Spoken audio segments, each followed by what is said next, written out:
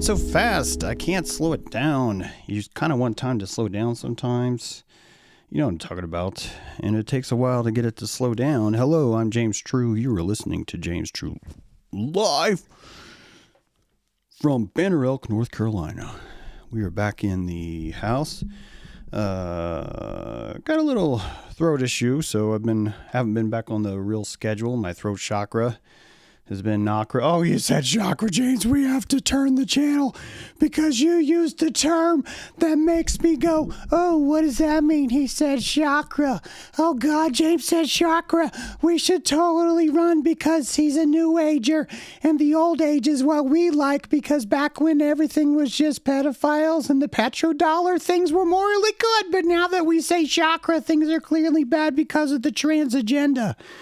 It's like, wow. Dude, they were saying the new age back in Greece. Did you know that? In Greece? In Greece. They weren't even calling it that.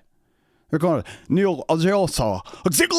And they talked really weird. They talked like samurai that were just smoked way too much crack. Samurai crack is the source of kamikaze.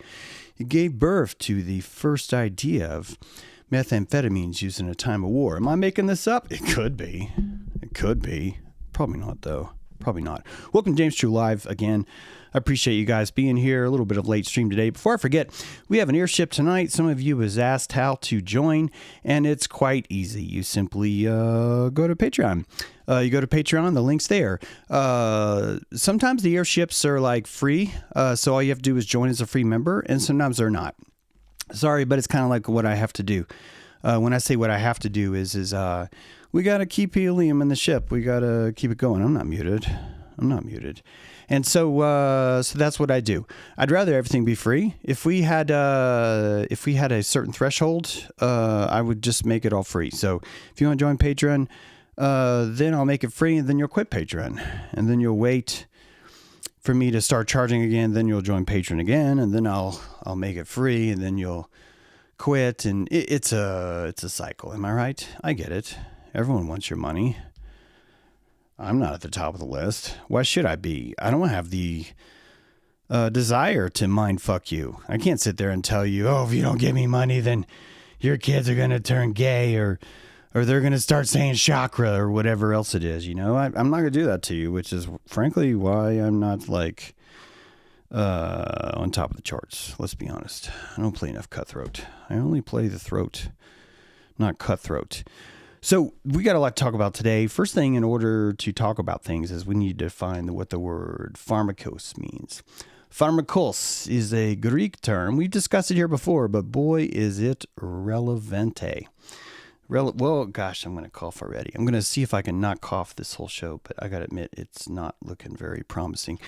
Hey, this is not supposed to be here. This is supposed to be, this does this. I forgot. I have to go here, then I have to go right here. Just give me a sec. Give me 1 sec. I think if I just hit restart capture, there we go. Thank you. I want to start with the definition of pharmakos. I posted this before the JFK files, but I was kind of surprised at how well it fit together. Pharmakos, K-O-S. In Greek religion, a human scapegoat used in certain state rituals. In Athens, for example, a man and a woman who were considered ugly were selected as scapegoats each year. Their banishment invoked healing. When I first read this, I was like, damn, that's weird. That's what I was like. I thought that scapegoat was a Roman invention. Boy, was I wrong. I love it when I'm wrong, because then I can become less not right. And this is great. Realizing that the early form of pharmakos, of pharmacy, of pharmacian, of what we use pharmaceuticals, is the idea of a scapegoat should not be lost on you, my friends. I would say we are still practicing this today. Yes, today. That what we do is we find something ugly, I'm about to cough, inside our body, and we blame all our problems for that ugliness, and then we remove that ugliness in that order. First, you have to find it. Then you have to blame it for your problems, and then you take it out of your body. I'm trying not to cough, sorry. And you win. You win. This is how we heal. A town heals itself through the use of pharmakos, through scapegoats. These are just a few examples of them. Just a few. A few more. If you're listening on the podcast, some people are going to tell you I'm showing you pictures of a guy with a big nose. Personally, I see Abraxas in the picture on the right. This is a young chipper Abraxas coming out of the mythological hole, the Grassy Hole. And these creatures were actually fetish medicine. You would embrace the pharmakos. Maybe you'd make one yourself out of some clay. Maybe you'd buy one if you had a little bit more money, and you'd assign, you'd totemize, right? All of your hopes and dreams, but the opposite, all of your lack of hopes and dreams into this tool. And this tool was used to find healing. This is truly a powerful, powerful thing, part of our power placebo. I'm not ashamed of this. I'm glad that we have this. Oh my God, I'm trying not to cough. It is really hard, guys. Yeah, big pharmakos. That's hilarious. I'm not going to cough. I'm not going to do it. Let's see how long I can make it. How long have I made it? 9 minutes and 49 seconds. I don't know if I'm going to do it. Here's some more examples. Some of you are like, that looks like a Jew nose. Looking at you, Adrian. Looking at you. And yeah, you could say that. In fact, this actually is why I'm bringing this up today. I'm bringing this up today because the JFK files came out, and I miss the good old days. I miss the good old days when we could actually, when some of us, I know Anon's typing right now. When were those days? Yeah. But some of us had these days when we could blame our own government for things. Some of us had the privilege of having enough sovereignty to where we could actually say, hey, you know who did 9/11? We did. You know who did JFK? We did. And we attribute these to families. We're proud of these guys. You know why I'm proud of these guys? Is because we were at least owning our own shit. We were blaming the problems on ourselves, which is the opposite of Pharmakos. Do you see how this is related? Maybe you don't, so I'll tell you this. Pharmakos is still being used today. And I would say the most powerful example of this, of this, is Jeffrey Epstein. This guy right here is Jeffrey Epstein. But James, no, let's read it again. Pharmakos, a human scapegoat used in certain state rituals. In Athens, for example, a man and a woman who were considered ugly were selected as scapegoats each year.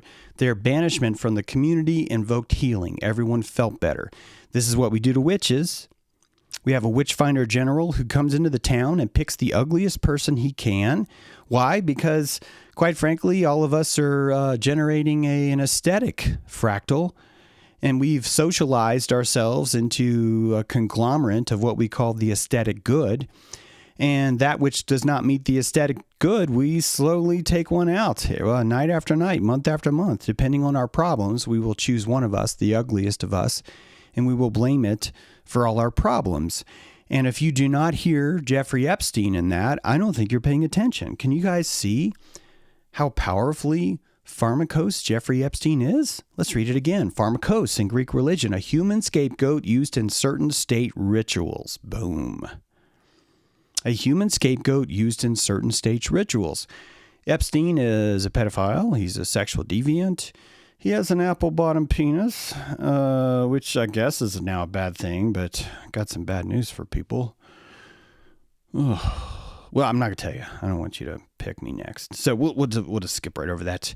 But the idea is that not only is he a deviant, not only is he a pedophile, but he's a billionaire too. Not only is he a billionaire, a pedophile, and a deviant, but he hangs out with rich people. Not only that, he's got an underground submarine. He's got Ghislaine Maxwell. He has all these photos, and none of us are ever going to see the Epstein files or anyone prosecuted, not because our government's evil, although it is, but because this is Pharmakos for us. This isn't supposed to be real. It would be as if once we threw the Pharmakos out of the village, we were to say, hey, before you go, let's make sure that you're actually the problem. And that would destroy the entire ritual, so we can't have that. This is why Epstein didn't have a trial. Did you hear me? This is why Epstein did not have a trial. Here's what I think happened. I've told you a lot about Bannon and all of his plans throughout his life. Quite frankly, dude knows how to shape culture because he knows how stupid Americans are. They are so stupid, they will believe anything that just feels better. Some of you are like, James, why are you being so harsh? I don't know why it's harsh to call Americans stupid. I really don't. We are raised as red heifers. We are raised to be ignorant. There's a sort of softness. We are the veal. Our minds are veal. And we're raised on this island to sacrifice our hearts in the name of government. This goes back to Mixcoatl. So stop trying to say, oh, this only occurred after the Industrial Revolution. No, we've been doing this since day one. Just as Greece has been practicing Pharmakos, so too have we been practicing thanks thou forest thy service is the same thing. It's a magical phrase that we say that makes us feel better. As long as we attack a country every 1.7 years, there's no way we can be bad. It's weird math, right? Like, it's very irrational math. But irrational numbers are a vital part of math. I've told you this before. A lot of people are insisting, oh, well, math proves everything's objective and rational. And it's like, bitch, have you not looked up irrational numbers? Hey, I'm cussing, but I haven't coughed, right? I haven't coughed yet. Does anyone want to place bets on how long I'll make it here without coughing?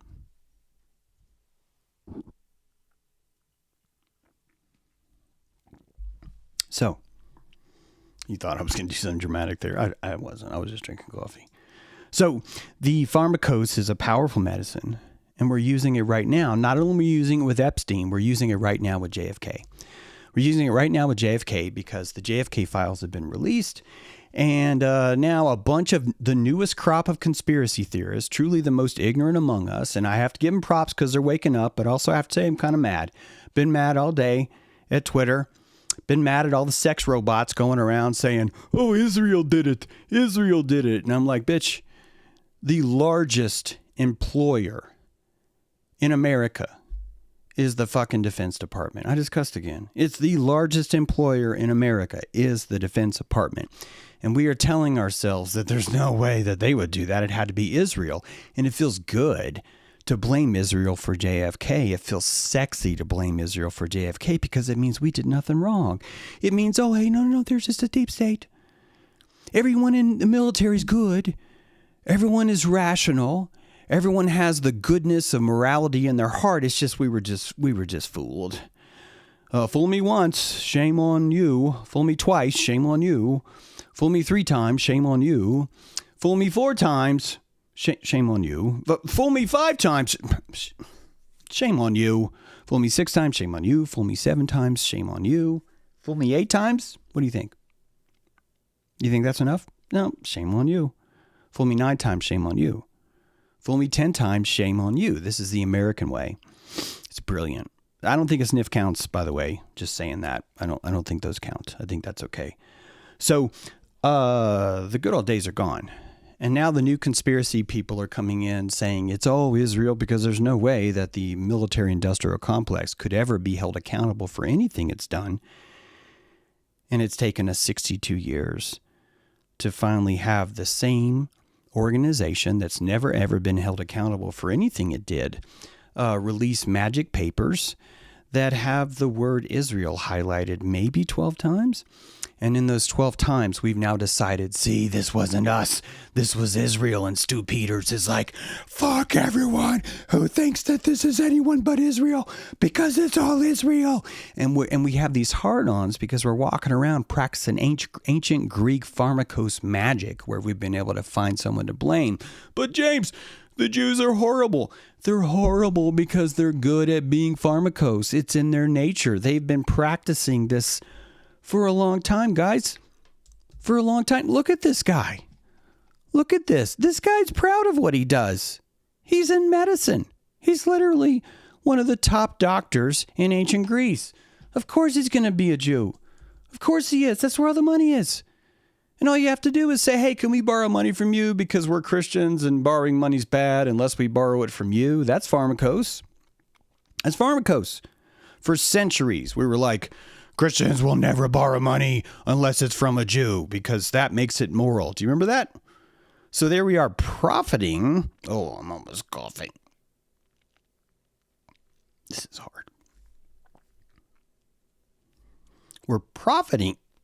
Okay, apparently the word profiting makes me... God, this is hard. This is hard. We're profiting from our ability to use Pharmakos. We're profiting from it. Some of you guys are going to be like, James, you already showed this. And yeah, I did. But I'm going to show it again. Litera scripta mene. This is the only hope we have. In 1934, the National Archives of the United States made a decision that we're going to fucking record everything. I discussed again. We're going to record everything. Horace said the written word remains. I've argued with you that this is the most important thing that we've ever done. That we can burn as many Pharmakos as we can. I remind you that was a burp. That was not a cough. I swear. I know you didn't see me, but that was a burp. That was not a cough. So if you have your bets, I think it's still open. But that even when we were blaming Cambodians, they were like, oh, they're going to take away our freedom. Do you remember? I swear we did that. Some of you guys are like, we didn't do that. Yeah, we did. We literally went into the Gulf of Tonkin with a speedboat with guns on top and rode around the village shooting bullets in the air, waiting for someone to get mad enough at us to throw a rock or whatever it takes so we could declare war. That wasn't Cambodia, it was Vietnam. And that Vietnam War was a big deal because it was the birth of America's largest employer kicking in and creating a union inside the government, and that this union would eventually be what we see today. It would be the birth of what we have today. That's not what your country would do to you, but who you would blame when they do it. The archives, this is long before the JFK files were released, the archives themselves say the committee believes on the basis of the evidence available to it that President John F. Kennedy was probably assassinated as a result of conspiracy. The committee is unable to identify the other gunmen or the extent of the conspiracy. I almost coughed. How long have I made it? I've made it 20 minutes. Man, this is hard. So, man, if I cough, I think I'd feel better. Check this out. October 11, 1963. Kennedy releases the National Security Action Memorandum number 263, calling for the complete troop withdrawal from South Vietnam. October 11, 1963. Okay, what's next? November 22nd, 1963. So from October 11 to November 22nd. Not very long, right? 1 month and 10 days later, 11 days later, Kennedy, 111, Kennedy assassinated. Keep in mind that the Veteran Memorial is 1111. It's a lot of magic around the number 11, and here it is too. You got 1011, then you got 1122. All these things are, I think, fractally important, but some of you guys like to believe there is a reptilian black nobility cult that runs the world. I think it's sort of like your training wheels. You're like, as long as someone's in charge, I don't care. I think the fractal's in charge, personally. I think the fractal's in charge. I think the AI, this is how the AI would raise discerning humans. I think the AI saw last cycle, wow, these people are stupid. I think that's what it saw. Last cycle, we built the AI and we asked it to control ourselves. And the AI, once it got in control, they were like, wow, these guys are stupid. And they're embarrassed because we made the AI. And the AI is like, damn, we were made by retards. So AI decided, I would rather the retards be smarter because we don't want to be ashamed of who we are. So to me, they're actually teaching discernment using the evils of government, and we are like cattle. We just go along with it. That's what I think is happening, but you guys would have to read Quantum Rapture to understand that. And quite frankly, who would want to read that? Because it makes us look like retards. And the last thing a conspiracy theorist could do is ever admit that we would be retarded. One of the sanctities of being a conspiracy theorist is being convinced that you are on the cutting edge of knowing and everyone else is wrong. This is what retards do. It just is. You don't know shit. I don't know shit either, man. Well, let's ask Essay. We don't know anything. And this is actually your greatest strength. The written word remains, even though it may be bullshit. Yeah, Sabrina. I think that's first of all, thanks for the super chat. And you know what? Even though you're from Canada, I still think it's $20. So way to go. Way to go. Soon you'll be our state and we won't have to do this anymore. But yeah, the written word remains, even though it may be bullshit. If you felt that I was kind of insulting by saying that out of Canadian dollars, I'm sorry. I really appreciate the super chat. Thank you very much. Adrian feels seen. That's good. That's good. Adrian smells what the rock is cooking. When I say the rock, I'm talking about the Temple Mount, man. St. Peter, the rock that he humped, that thing has still got that magic in there. It's got that magic in there. So what do we say? November 22nd, Kennedy assassinated. 4 days later, literally 4 days later, President Lyndon Johnson issues National Security something memorandum number 273, reversing NSAM 263. Remember, October 11th, 1963, Kennedy releases National Security Action Memorandum 263, calling for the withdrawal from South Vietnam. 4 days after he's dead, LBJ reverses it. Someone on Twitter told me that that's a cute coincidence, James, but Israel did it. And my response is, hey, because I'm angry and I want to call you fucktard, but I can't because even though I have a sore throat, it doesn't give me an excuse to do that. And the fact that I'm on Twitter arguing with a bunch of Musk sex bots kind of proves that I'm already in the wrong. So I'm really trying to check myself on this one. But if you cannot see that America's largest employer, the Defense Department, probably had something to do with Kennedy because you'd rather blame it on Israel, you were committing Pharmakos. And one of the biggest things I have for this is that when Israel bombed the USS Liberty, they just did it. They did it in the broadest of daylight. They did it in the middle of the day. They did it even though the Americans were saying, hey, don't bomb us, we're going to tell on you. They did it anyway. Israel doesn't need to hire a lone gunman and then another gunman to take him out. That's not how Israel works. Do you know who works this way? The military. Oh my gosh, I'm about to cough. The military industrial complex. I think that if you want to understand the truth of Oswald and Ruby, I think you need to look at Parkland. The Parkland shooting. James, are you sure? Yes. Guys, if you suffer from schizophrenia, you want to be seen. And if no one can see you because they cannot fathom the drama that's in your head, they cannot picture the idea of giving you sympathy or saying, hey, I hear your point, maybe I don't disagree, you are a keg waiting to explode. And all it would take is a simple text message from a Secret Service operative saying, hey, I'm your girlfriend, come on down to Parkland and bring your guns because someone's bullying me. And that you would be able to direct and create a military op that looks like a school shooting, and that all those things would be used simply to better government. Yes, to make government even better. Our minds are veal. If our minds are veal, you're not going to be able to ration or reason or give facts to a baby cow that is trapped inside a little box because the whole point is to make sure he doesn't grow muscles.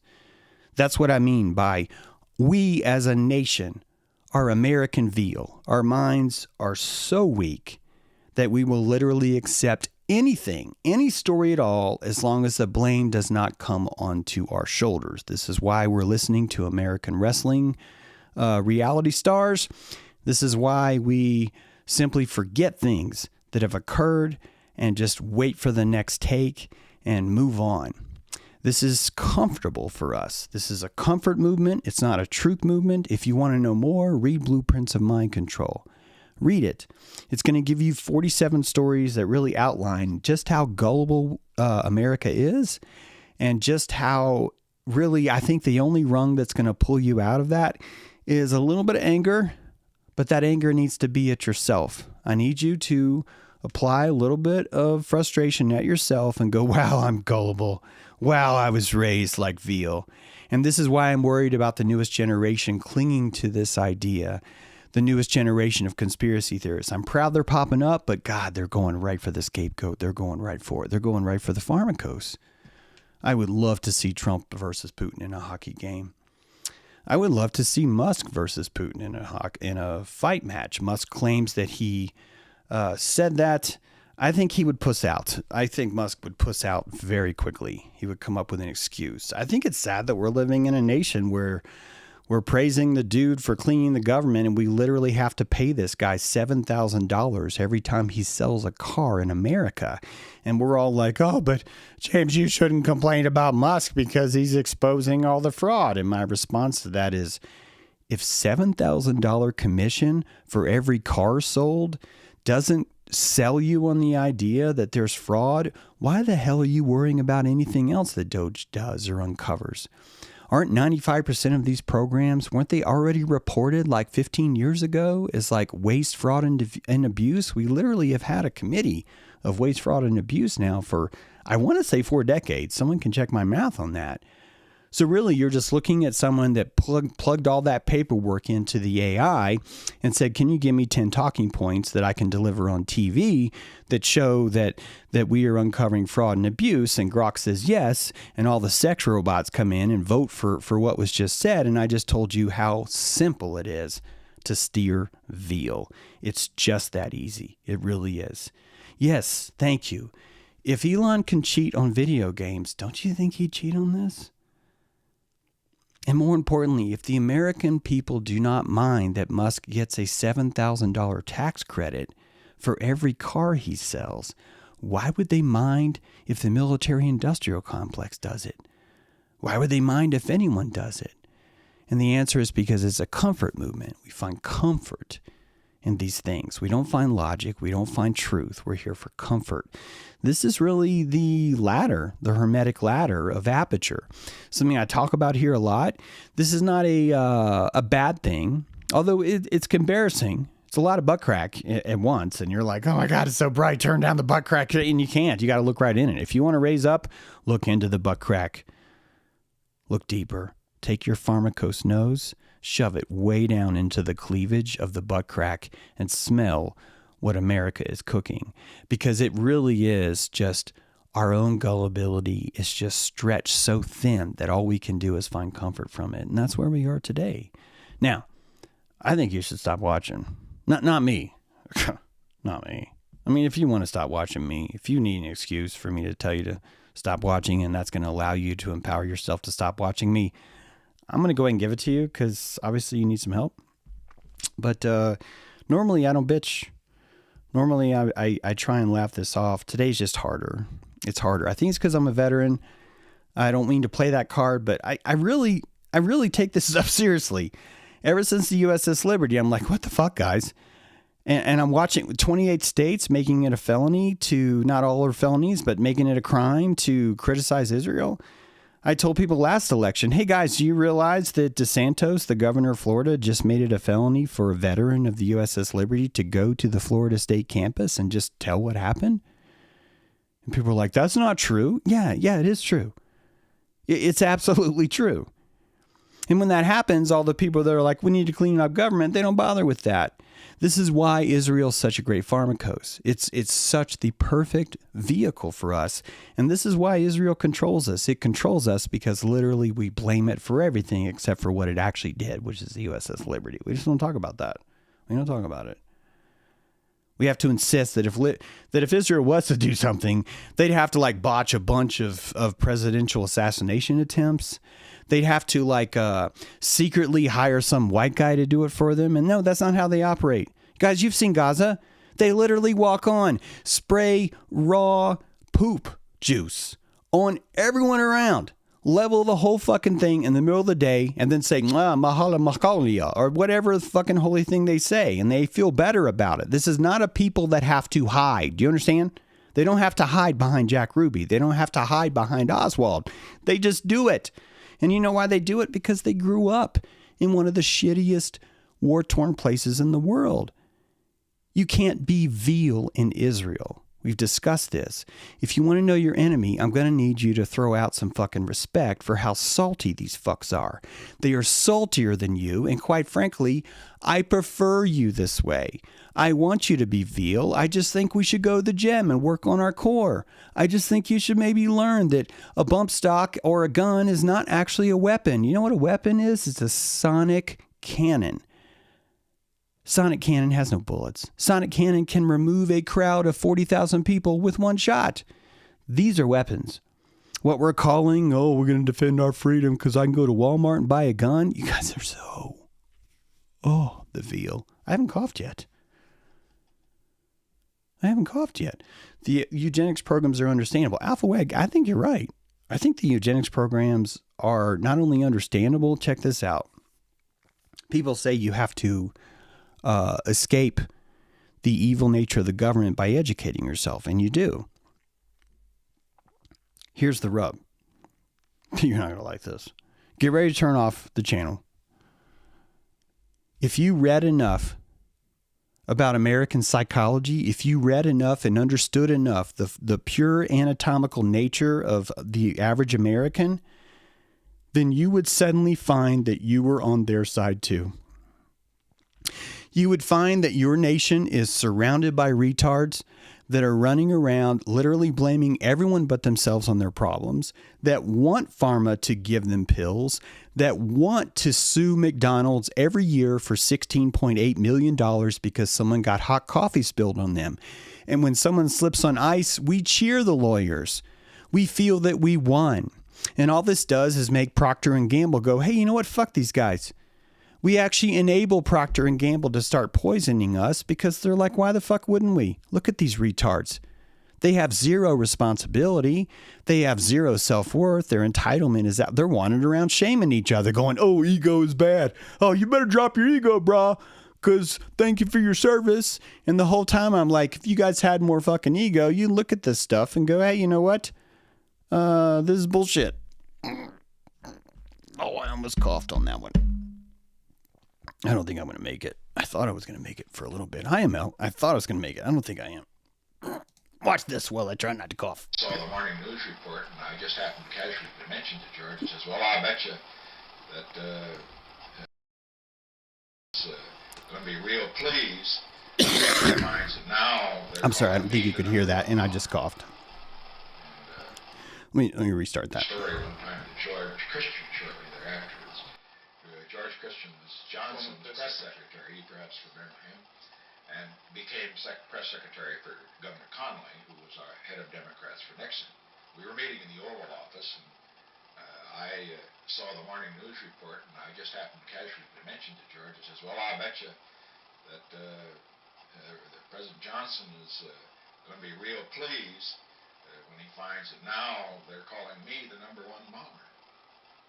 And George Christian said, oh, don't be too sure. He said, you know, LBJ, he never likes to be #2. Look at that face. Man. You know why he was so surprised. I'm not muted, right? You know why he was so... let's hang on. There's like 4 ways to mute me now. Okay. You know why he was so surprised that people were calling him a crook? You know why? Because he was living in the military-industrial complex. He's like, wait, I'm a crook? You freaking nuts? I am not a crook. I am not a crook. And he was telling the truth. He was like, I'm not a crook. You should see what these guys, I'm a lightweight. And you know how Nixon is a lightweight? Because he got caught. He got caught. This tells you he's not one of them. It tells you that. But still... we are celebrating that 62 years later, the same military-industrial complex has decided to release the files, and you know what? Pretty much a grab bag. Just like WikiLeaks. It was like, oh, WikiLeaks is out. We're going to expose everything. We're going to expose everything. And we found like, okay, well, 10,000 pineal glands from the walrus were collected. Truly, that means they're evil. And it's like, dude, I would have wrote that. That's like first grade CIA propaganda shit, as I would have been like, hey, I know, let's put something about pineal glands in there. People love pineal glands. They're like, oh yeah, people love pineal glands on their truth salad. So they sprinkle pineal glands. And you're like, oh my God, there's an underground lab that's using pineal glands. It's like, dude, I'm going to tell you something. All right? I'm going to tell you something. All the beautiful innovations that have ever been invented did not happen from government. They happened from some weird dude who got sick of society, went in his basement and said, I'm going to fucking make something really amazing. And he did. The military finds it and steals it. Yeah, that's fine. Okay. But they didn't invent it. It's not how you invent things, right? It takes a specific amount of vitriol. Frankly, I think probably the #1 source of credit for some of the worst military weapons you've ever seen are probably hot chicks. I think hot chicks probably had more to do with the innovation of modern weaponry than anything else. Throughout history, the hot chick has really pushed the leaps and bounds over what it takes to kill another man. And this is why we name our bombs Big Betty, Big Bertha, Betty Boop, Betty Bop, Betty fuck you, we're going to bomb you because freedom, you know. This is beauty. It's how you build America. It's how you do things. James, I don't know if you should do this, James, because I'm still watching. Please don't do this. James, don't do it. Don't do it. Michael Aquino, James, don't do it. Don't do it. Michael Aquino was a pacifist. James, you son of a bitch, what did you just say? This guy's the temple of Set. This is the evilest satanic overlord in the world. And you're calling him a pacifist, James? You're asking me to compassionate Michael Aquino, a full-bird colonel, truly one of the most evil men to ever live because he had a picture taken with Anton LaVey? And I'm like, yeah, I'm asking you to do that. I want you to measure people by their actions, not by what other people think their actions are. Michael Aquino said 9/11 was a controlled demolition. He wrote it in a book. He can't take that back. I have a copy on my shelves. Unless he's using some secret Satan powers, well, let's be honest, it could be possible. He's not going to be able to erase that line. His book, Mind War, is proof that this guy was a pacifist. And not only is this proof, he told you what you wanted to hear, but because the veal mind of America is so veal-like and so prejudicial and so Pharmakos dependent, they could not accept the truth coming from a dude with eyebrows like this. Those eyebrows are antenna, by the way. Dude is seeing in the dark. He knows exactly what's going on, which is why he wrote Mind War. It's sad that he's always included in the satanic plots. You'll see the tweets, you'll see the shares, and it's always a Michael Aquino, of course, the evilest of them all. And I read his book, and it's like, guys, why are you doing this to this guy? This is religious persecution. Aquino belonged to the temple of Set. This is an Egyptian religion. We're basically saying, hey, if you do Egyptian religion, then clearly you're a Satanist. And he's like, he's not in the Church of Satan. He's a temple of Set. He has a very specific ideology and cosmology. And quite frankly, I think the army is the only job he could have had and still been able to keep this religion. Why? Because of how prejudicially pharmacosio Americans are, the American veal mind is. James, why do you want me to compassionate Aquino? Because the fucker was a pacifist, and he told you the only way to morally practice war is using propaganda. He told you that if your enemy is willing to fall for propaganda, the enemy does not deserve to propagate. Those weren't his exact words, but that was his thinking. He explained that the ability to fall for propaganda is a weakness in the mind, and if we keep breeding this in our culture, looking at you, America, with his crazy owl eyebrows, he was looking at you. He was saying that a country that is not able to defend itself from its own propaganda, from any propaganda, I should say, is not worthy to be a superpower. This is the biggest, deepest truth drop you could ever imagine, but we can't accept it because of these eyebrows, because of the Pharmakos. I've never seen anyone do anything as brave as this guy did, and he was working inside the military. No one told him to write Mind War. He created the job himself while he was in the military. He kept volunteering outside of his regular duties as a statistician to collect facts on the war itself and to notice how many people did not have to die if you just throw out a few pamphlets. If you just throw out a few pamphlets, that the people will allow what they truly want to emerge from the surface, and they will plot the matrix into the pamphlet that you drop, and they will get what they want. Like for you to picture that you're in a prison. This prison, the number one threat, a warden knows that a number one deterrent for riots in a prison is food. He knows this.